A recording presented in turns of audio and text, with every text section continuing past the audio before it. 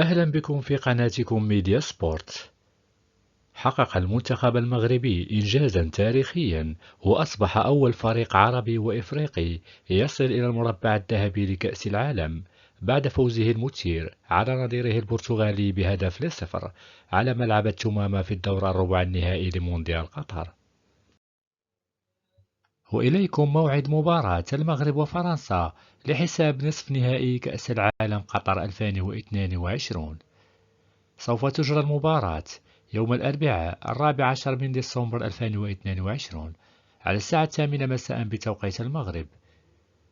وإليكم التوقيت لباقي الدول: الساعة 7 مساء بتوقيت غرينتش وإنجلترا وموريتانيا والسنغال.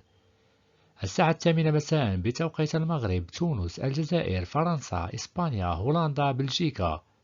الساعة 9 مساء بتوقيت كل من مصر والسودان وليبيا وفلسطين ولبنان.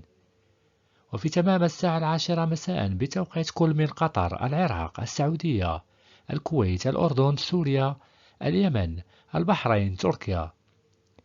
وعلى الساعة 11 مساء بتوقيت كل من الإمارات وسلطنة عمان. وعلى الساعة 3 عصرا بتوقيت كل من الولايات المتحدة وكندا. وسوف تجرى المباراة على ملعب البيت بقطر.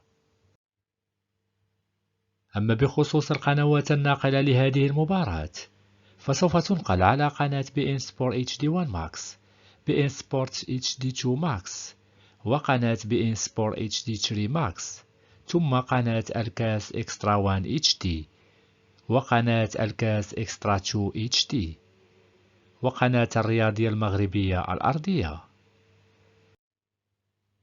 في الختام نتمنى كامل التوفيق للمنتخب المغربي، ولا تنسوا الاشتراك في قناتكم ميديا سبورتس ليصلكم كل جديد.